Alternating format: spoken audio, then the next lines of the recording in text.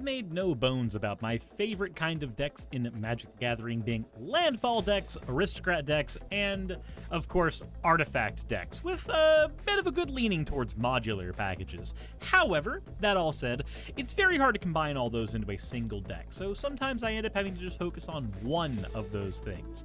This time around, I'm focusing on the landfall part, and that's going to be with this guy, Omnath, Locus of Rage. He's not a new commander by any means, but he has recently dropped down under $1 thanks to some new reprints, so I can finally make a video about this guy. Let's go ahead and talk about how you're going to be doing Gruul Landfall and absolutely dominating your opponents with a very, very strict budget of $15. Omnath, Locus of Rage is a Gruul commander. He costs, 7 mana. That's probably one of the more expensive commanders I have ever covered on this channel. However, he has a very powerful ability, so it really makes sense we're going to be paying this much mana for him. He's got Landfall, and whenever a land touches the battlefield, we get to make a 5/5 red and green elemental creature token. Now, this token is already a fantastic payoff, but he's got a secondary payoff in that if any of the elementals we control die, of which his token is one of them, we get to deal 3 damage to any target, allowing us to not only blow up cards on the board at our leisure, but also allows us to burn people for game if things end up going that way. All things considered, I think we're going to have a fantastic time with this commander. But the core strategy that we've got to go with is going to be a little simple. I've covered some more complicated decks in the past on this channel, but we are only going to be going through 2 channels for this deck: lands and elementals. So let's go ahead and start talking about the landfall win cons in the deck. There are 6 of them that I am planning on using, and they're going to begin with Rampaging Baloths, who is a smaller version of our commander. Anytime we play a land, we'll get a 4/4 green beast token, which is a very good payoff in and of itself. We also have the Tunneling Geopede, which says anytime a land touches the battlefield under our control, we get to deal 1 damage to every opponent. Just a little bit of burn for everybody, followed up by Spitfire Lagak and Kosi's Ravager, which are all doing the same thing in various flavors. Then we've got Malimo Maro Sorcerer, whose only real claim to fame is having the same power and toughness as the number of lands we control, while also being an elemental for our decked purposes. This means that if this dies, we get to punish our opponents, and if this doesn't die, we get to beat them mercilessly with Giant Tree Man, and I think that's pretty cool. Thylath World Sculptor is an Avenger of Zendikar Light for our deck. When it touches the board, make an 0/1 green plant for every basic land we control, and then whenever a land touches the battlefield under our control, we can put 4 1/1 counters on any plant we control. This means if we happen to have more plants in the deck, then we would be able to power those up separate to this card. There are 2 other plant creatures in this deck on top of the tokens that Thylath makes, but generally speaking, you're going to use that to power up Thylath. I also have a few elemental synergies in here for us to take advantage of, like Rakamar. He's got haste and makes a 3/1 red elemental creature token with haste. This elemental creature does not do anything for the landfall side of what our commander does, but if our opponents choose to block it, our commander will get a free 3 damage to aim anywhere. And if they choose not to block it, then they take 3 damage. It's a Faustian bargain no matter how we operate. We also have Thicket Crasher to give all the elementals trample, and Chandra Novice Pyromancer, whose +1 can give all of our elementals +2/+0 until end of turn. She also can help us pay for commander tax by adding 2 mana, or deal 2 damage to any target as a removal spell if we desperately need those modes. But all in all, she's mainly here to make sure that our elementals hit that much harder. We've also got a few more ways to lord out power to our elementals. 3 of them, in fact, beginning with Cactus Folk Sure Shot, a reach and ward 2 creature that says at the beginning of combat on our turn, other creatures we control with power 4 or greater gain trample and haste until end of turn. That includes all of the tokens that our commander is producing. Rumbleweed drops onto the board and gives our entire board 3/3 and trample until end of turn. He also costs 1 less for every land in our graveyard. And then there's the Fecund Green Shell that says as long as you control 10 or more lands, creatures you control get +2/+2. Also, if any other creature we control with toughness greater than its power touches the board, we can look at the top of our library and drop it on the board if it is a land. Boy howdy, I wonder if we had any way to spawn a lot of creatures with more toughness than they have power. Oh.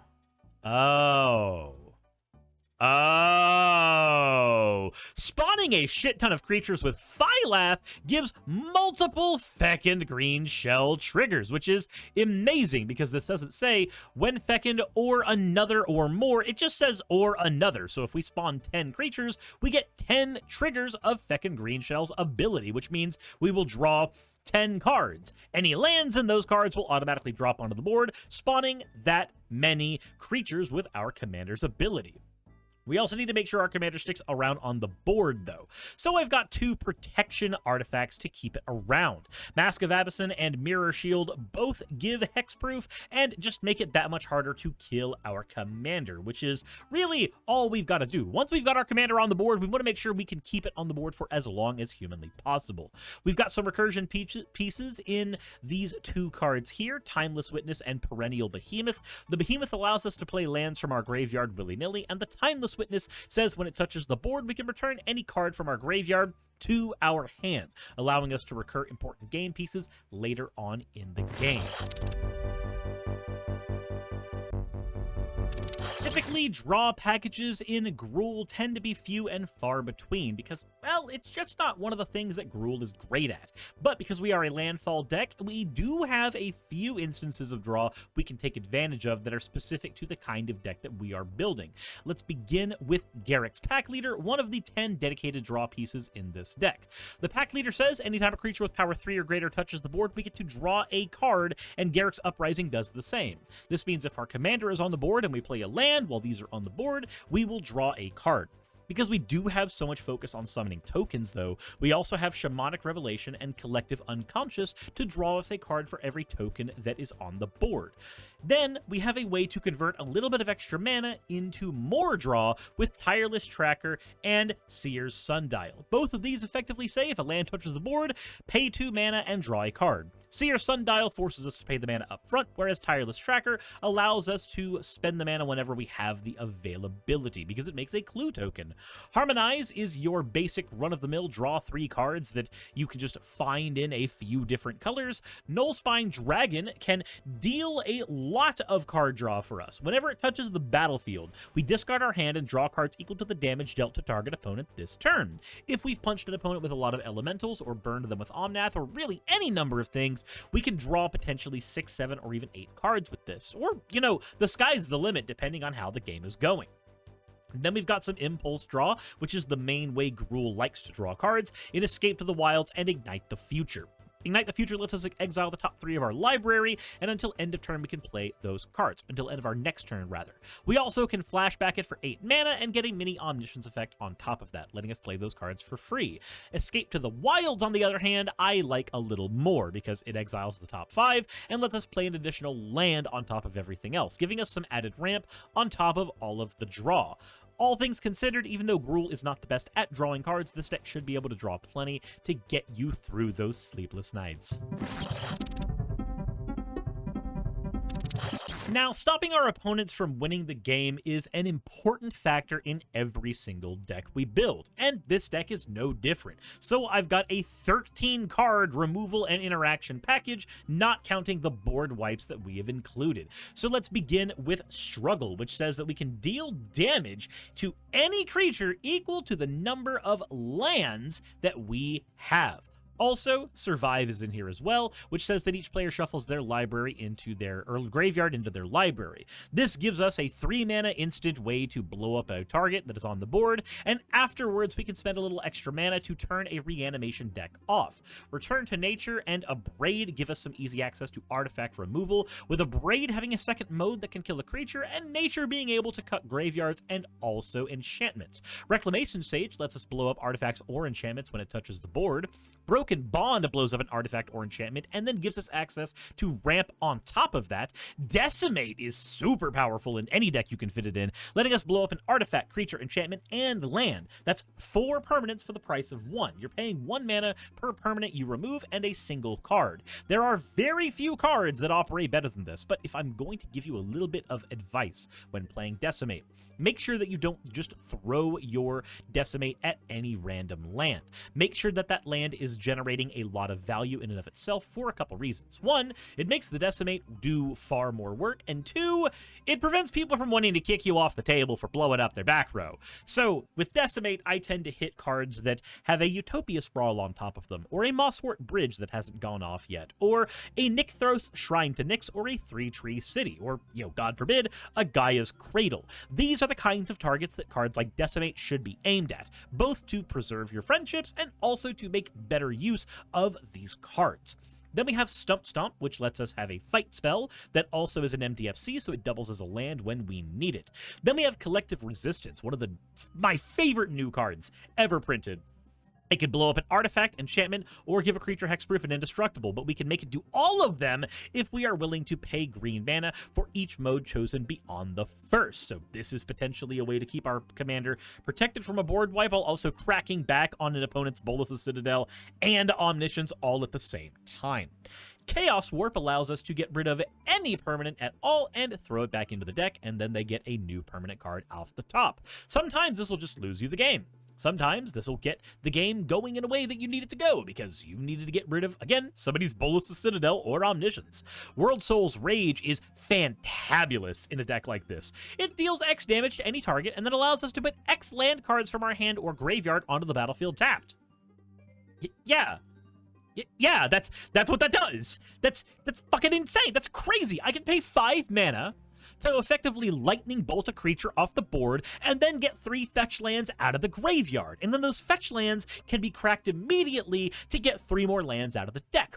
This not only thins my deck out and gives me more live cards throughout the game, but also means that I've had 6 landfall triggers because of this card. By having so many landfall triggers all at once, our commander is spawning 6 creatures. Hopefully I'll draw this in whatever game I decide to do as a practice game to show y'all, so you can see how nutty a card like this can get. I also have a Wear Ancient's Tread and a Warstorm Surge in here, which say whenever a creature enters the battlefield, it deals damage equal to its power to any target. Wear Ancient's Tread is the exact same thing, but it only counts the creatures with power 5 or greater and only deals 5 damage specifically, but it is effectively another copy of Warstorm Surge, all things considered. That said, we still have a couple of board wipes to get into, and the first one is Invasion of Karsus, which can deal 3 damage to every creature and each planeswalker. I've picked this because it will not kill our tokens. It is effectively asymmetrical. Also, we can flip it into the Refraction Elemental if we kill the battle, which says whenever we cast a spell, it will deal 2 damage to every single opponent. Given that our deck has plenty of spells we want to cast all the time, we will be able to flip this and get free burn to get us closer to the end zone. Then we have Nevinral's Disc, which you can drop onto the board as a threat or a love letter to all of your opponents. Play it for 4 mana, and at any point in time, you can tap it and blow up all artifacts, creatures, and enchantments. Just wait until the board is sufficiently big enough. This can also be used to prevent somebody from building a big enough board in general. If somebody sees this, they are less likely to go all ham with their elf deck, which is something that we need to have access to. We need the ability to slow players down without putting stacks pieces down. Stacks pieces put a target on our back, and we are playing a budget deck. We cannot afford to have a target on our back. But what we can afford is a card that makes everybody play a little more responsibly with their hands, which should slow them down to our level with our lower budget. That said, we do need to talk about the most important part of a landfall deck, the ramp and land package. As we are running a landfall deck, there is a 16-card rant package for us to talk about, beginning with Dance of the Tumbleweeds. This lets us search our library for a basic land or desert, drop it on the battlefield, and then shuffle. It also allows us to create an XX elemental, which has the same power as the number of lands we control. Now, this has Spree, so we can do both of these whenever we cast this card. Fertilid gives us access to 2 instances of ramp at not the greatest rate on mana, but we do need all the landfall triggers we can get. Road and Ruin searches our library for a basic land, drops it on the battlefield, and then of course with Ruin, we can cast this card from our graveyard and deal damage equal to anything equal to the number of lands we have. Honored Heirloom gives us more access to the ability to get rid of cards from our opponent's graveyards if that ends up being an issue. Just having a single mana rock in a deck that can get rid of graveyards is very important.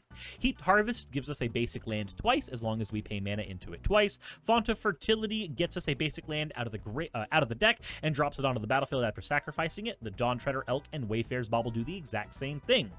Colony Heart Expedition allows us to get a couple of quest counters on this card after we drop some lands, and after 3 quest counters are put on it, we can sacrifice it to get 2 basic lands from our deck onto the battlefield. Map the Frontier searches our library for 2 basic land cards or desert cards and puts them onto the battlefield tapped. Vastwood Surge allows us to search our library for 2 basic lands and put them onto the battlefield tapped as well, and then we shuffle our library. If the spell is kicked, we then put 1/1 counters on every single creature we control. Yeah, that's basically a rampant growth that turns into a win con later. Beanstalk Giant just gets us a basic land out of the deck. Search for Tomorrow does the same thing. Wood Elves does that for a forest, so we can get a dual land out of the deck if need be. Viewpoint Synchronization gets 3 basic lands out of the deck, 2 onto the battlefield and 1 into our hand.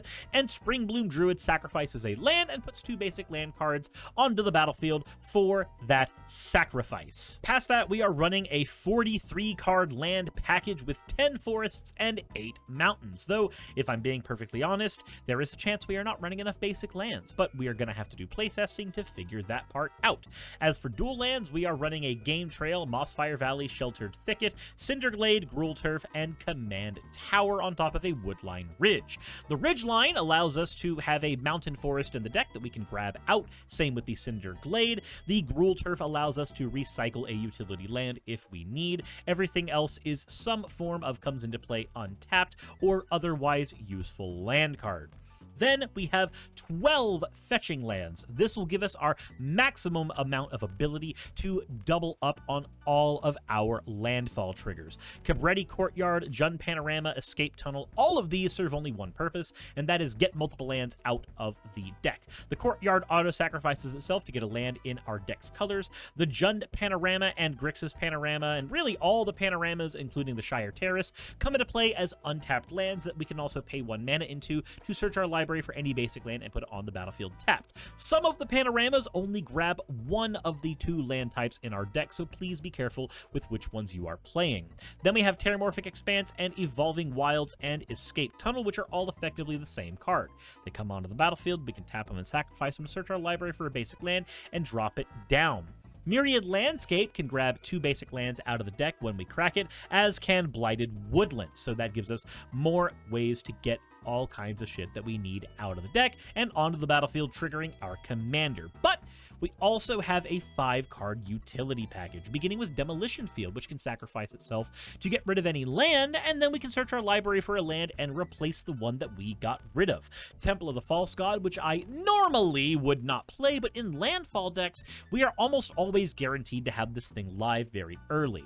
Note, 99.9% of decks should never run this card, but we are going to run it.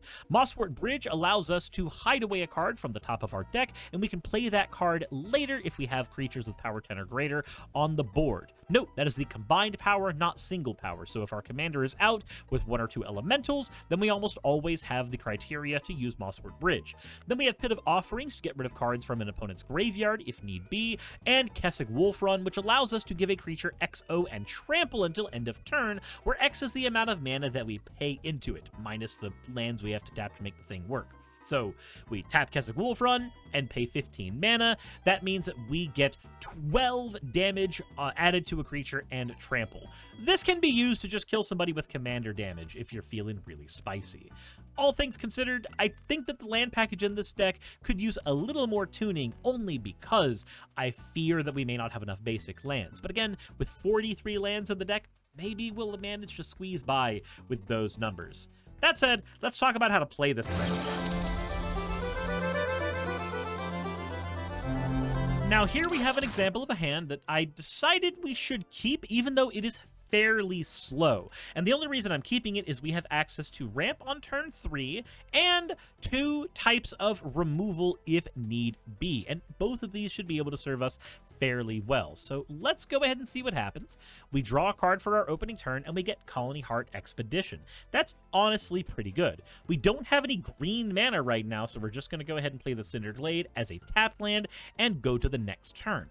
With an Ignite the Future drawn, we don't really have many plays to do, so we're going to play the Grixis Panorama, pay 2, and we're going to get that Colony Heart Expedition online. We move into turn 3, and now that we have a forest, we can go ahead and play the forest, and we have a couple choices we can make. We can either crack the Grixis Panorama and get another token or another counter on the expedition, or we can cast the Beanstalk Giant. I think that what we do depends on what our opponents have done on their turns. So let's say that somebody's played something like a Mana Crypt really early. We do need to slow that down, so a Chaos Warp is probably the right thing to do.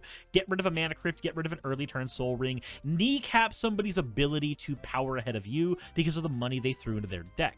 If that is not necessary, though, we can go ahead and pay 3 and play the Beanstalk Giant as a exiled card. This will get any basic land from our deck and drop it on the board. We're on turn 4 with 2 quest counters on the Colony Heart Expedition, and we've got a couple of options ahead of us. We can play this mountain and go ahead and trigger the Colony Heart, but I really think that that may not be the correct thing to do since we have Phylath in our hand. So instead, I think we go ahead and play the mountain, we wait on using the Colony Heart, and we pay a bunch of mana into board wiping our opponents. This puts everybody behind and allows us to see if we can get another land drop. If we can't, then we can go ahead and crack the colony and move forward. But I want to see if we can hold on to that mana to trigger Omnath on a following turn. So we go ahead and go to turn 5. We drew a Blighted Woodland and we do not need the Colony Heart. We can go ahead and just tap out and get our first major threat on the board on turn 5. This is Phylath, and he's going to come into play with 3 plant tokens to his name.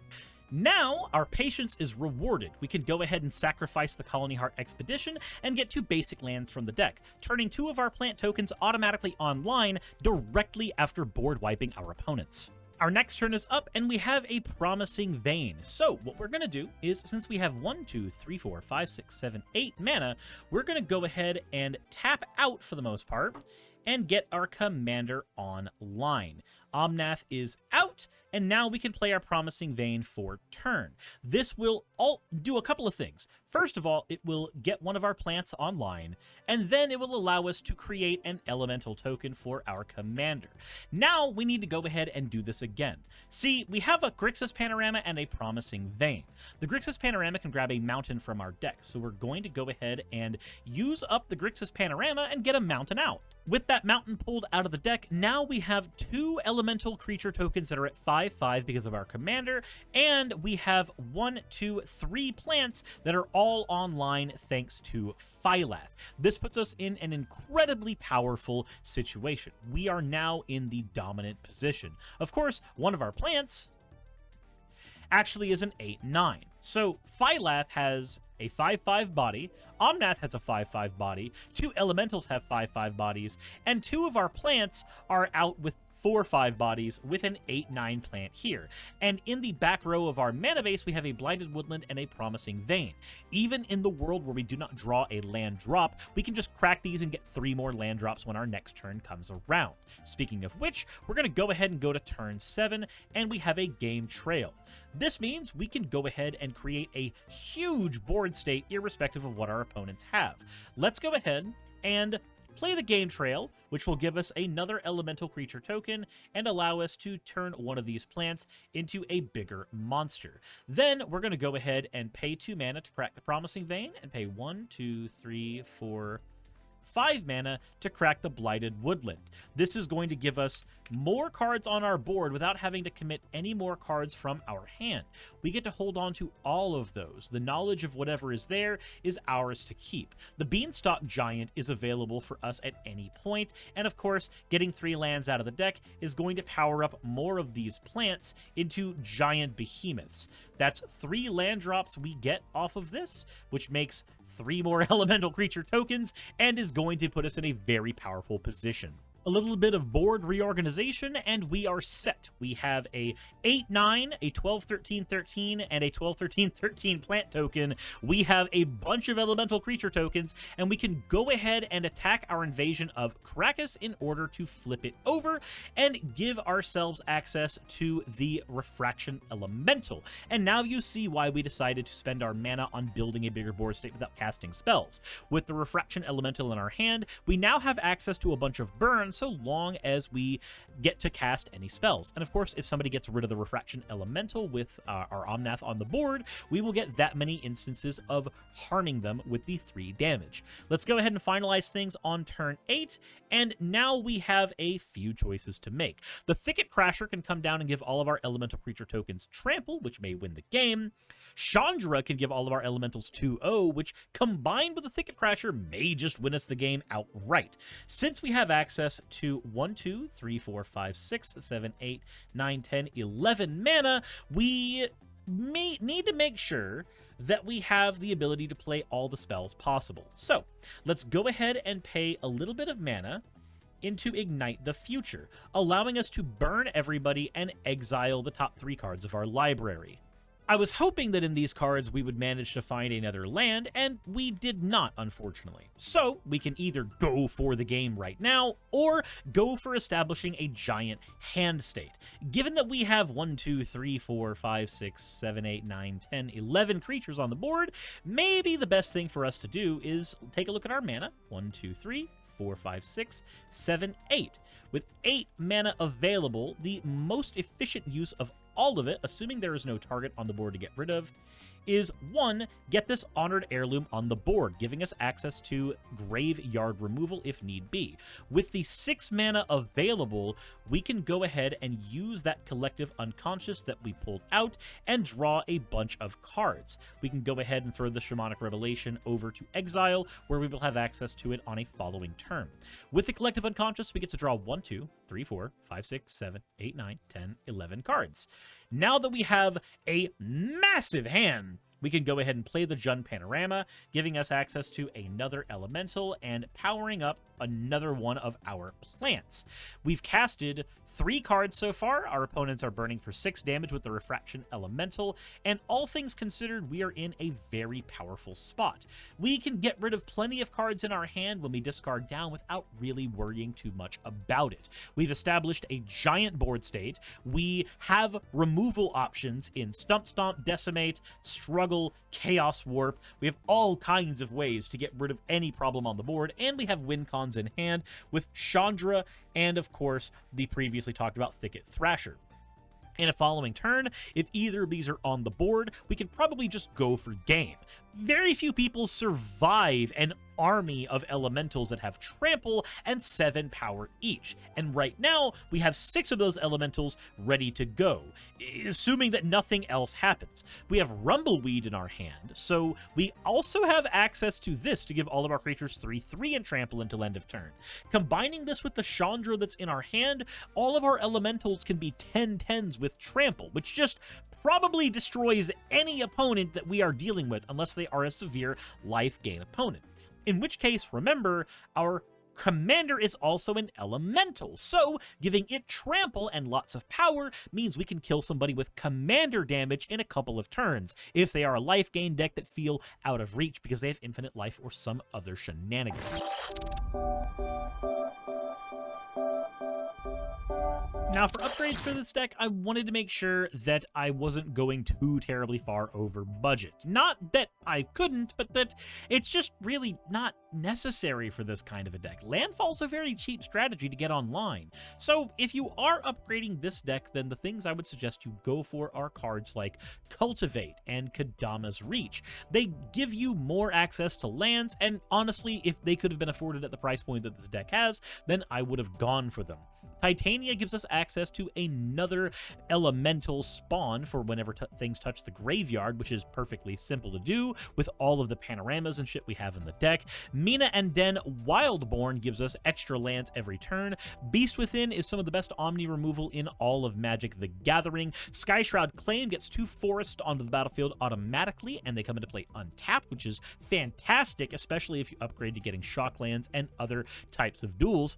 Valakut Exploration, God, I wish I could have fit this in the deck's original budget. When a land touches the battlefield, exile the top of our library, and we get to play that card. If we didn't play any of the cards exiled with Valakut, put them all into our graveyard, and then deal that much damage to every opponent. It's a win con, and it's draw, and it says landfall on it. It is absolutely perfect. I would also add in any MDFCs you can find in your colors that matter. Balaged Recovery is one of the ones that immediately comes to mind, along with Disciple of Freyalise, giving us access to recursion and a draw in our land package. Avenger of Zendikar is another easy win con for landfall decks that I absolutely adore, and because they are plants, it synergizes very well with our Phylath. Lotus Cobra gives us more access to mana early on, as every time we drop a land, we get mana in our pool. Greater Good is probably one of the best draw cards in the entire deck if you can afford to put it in. I'm so glad this thing has dropped to $3. It was at like $11 for a while, and I hated it. I was so glad I already had them when I built Disa. Anyway, sacking creatures to draw cards equal to their power is always good, and discarding 3 cards doesn't hurt because we can recur things like lands out of the graveyards. Speaking of which, Ancient Green Warden lets you play more lands out of your graveyard, and of course, it doubles the effects of all triggered abilities whenever a land touches the battlefield. Awaken the Woods can instantly create a giant board state in letting you pay X into spawning that many forest dryads, and every time one of those dryads touches the board, you get a new trigger of your commander's ability. Azusa Lost But Sinking is a stronger version of Mina and Den, giving you access to 2 additional lands every turn, and Conduit of Worlds is probably the best upgrade to Perennial Behemoth you could choose, letting you play lands from your graveyard and of course play non-land permanents from your graveyard once per turn if it is the only spell that you are casting that turn.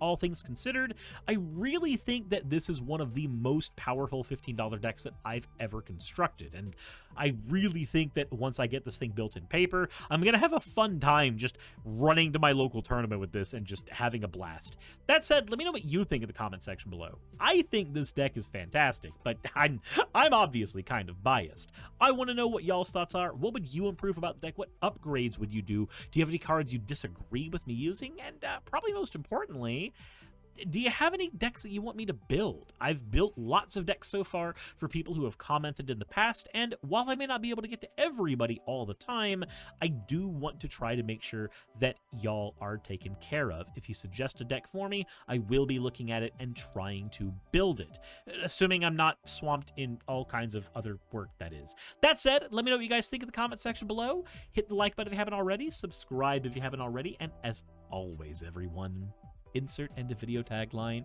here. Hey, just wanted to give a quick thank you to all of my wonderful patrons who help keep me afloat and help keep this channel going.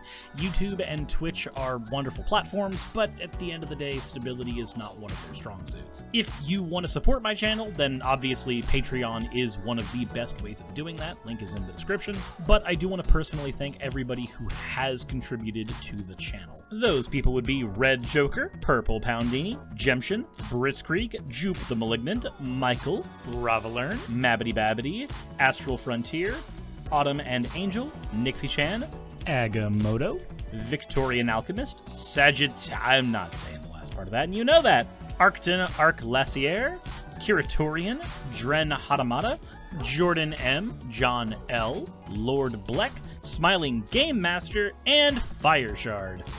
And everyone else who supports my channel and lets me do what I do full time. This is a dream job of mine that I never believed that I would be able to take full-time, and with your help, I've been able to do it. So thank you so very much for that. Thank you for watching the video. I hope you all enjoy, and I hope you all are having a wonderful time. I will see you all in the next one, hopefully.